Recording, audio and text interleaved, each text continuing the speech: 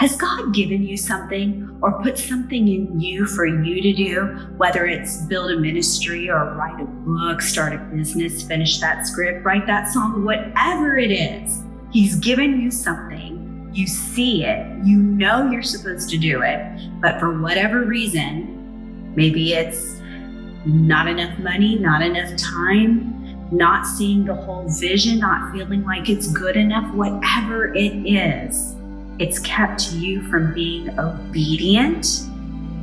Yeah, that's an ouch, isn't it? Well, I have a word for you today that I want to share. And well, that word is obedience. And the thing that I have learned over the last couple years is that blessing always follows obedience. Deuteronomy 28:1-2 says, if you fully obey the Lord your God and carefully follow all His commands I give you today, the Lord your God will set you high above all the nations of the earth. All these blessings will come on you if you obey the Lord your God. So I'm going to share with you something that's happened for me recently. And hopefully this will inspire you to step out of fear into obedience. Several months ago, in October to be exact, I was laid off from a job I loved. I was there for 10 years. I got to be creative. They were my family. I was devastated, but layoffs happen. So, God had already kind of been putting something in my heart prior to that He wanted me to do. He was preparing me for. And after getting laid off, you would have thought that I would have just went full force into it. I knew I still wanted to do it. I was dabbling in it, but I wasn't committing to it. Instead, I committed to another job. And I'll never forget that when I walked into that job and sat down at the desk, I knew I had made a bad decision. I realized very quickly it was not where I was supposed to be. I was getting to be creative, I was getting to use my gifts and talents, but it wasn't enough. I was not being obedient to God. And I just remember one day just sitting there just shaking. And there was nothing wrong. Everything was fine. It just was so wrong. I was shaking knowing this.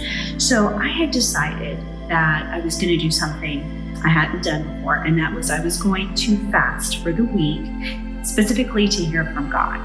So I went on a Daniel fast for a week. I spent a lot of time in prayer and meditation and just seeking the Lord and reading the Word and, all the things, right? And it was the last day of my fast. It was a Saturday, and I was in prayer. And, I heard the Lord say to me, I didn't call you out of that other job for you to get a new job. And I was like, huh? And God was like, I didn't release you from that for you to go somewhere else. And I was like, okay. And I knew what He meant, that I was supposed to launch my company, right? And I said, okay, but I hear you, God, but I don't have a safety net. And God said, I am your safety net. And I was just, you know what?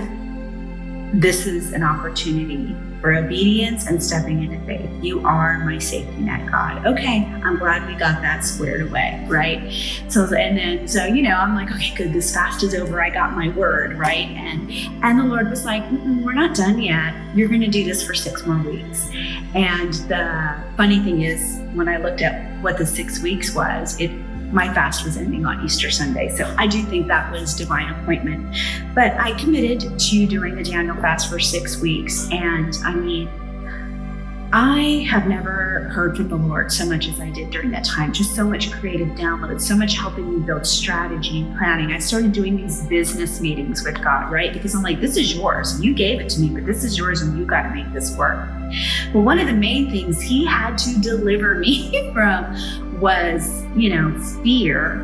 And I'm not the most assertive person in the world when it comes to asking for things, right? So, He had to start giving me a spirit of wholeness, and just things I wasn't used to having. So the day finally came where the Lord was like, okay, today's the day. You're putting in your resignation. You're putting in your 2 week. So I got to work. I had it all ready to go in email. And he said, I need for you to go talk to the owner first before you send that.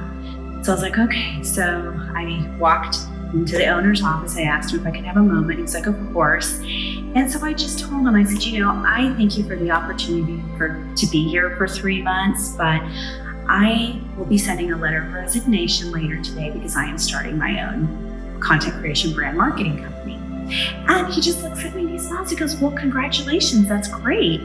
And, he said, so, what do you want your exit to look like? I said, well, I think in 2 weeks will be my last day. And he said, well, how about you wait until April 30th and then you can get your bonus? And I was like, okay, yeah, I can do that. That's my birthday. Happy birthday to me. So it was just very refreshing and because I was actually shaking on the inside the whole time. But then he looked at me and he said, and can I ask you another thing? And I said, yeah. And he said, I like what you do. Can we be your client? What? That is nothing but God. And I see now how he ordered my steps to go talk to him before I sent it. So, again, obedience, being obedient to God, and he gives you favor, he blesses you. So I know a big thing, because this was my thing, is a big thing is we always think we don't have enough of what we are trying to do together and ready and perfected. And the thing is it's never going to be good enough to release or perfect enough to release, right? Because we're not perfect. Only God is perfect, but he will make all things perfect through us, right? So Hebrews 12:2, looking to Jesus, the founder, and some translations say the author and perfecter of our faith. Our faith isn't perfect, but he is the perfecter of our faith. That's where obedience comes in. Sometimes we might not have the faith, but we can at least be obedient. Deuteronomy 32:4, he is the rock. His work is perfect. So here's the thing.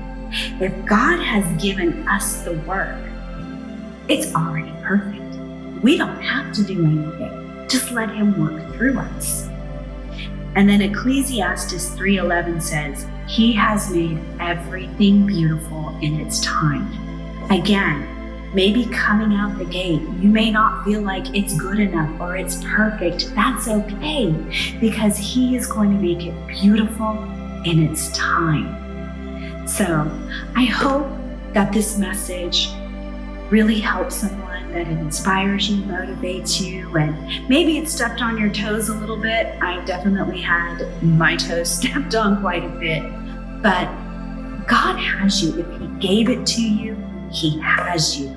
So go take that leap of faith, because he'll do it. Won't he do it? Yes, he does, every time.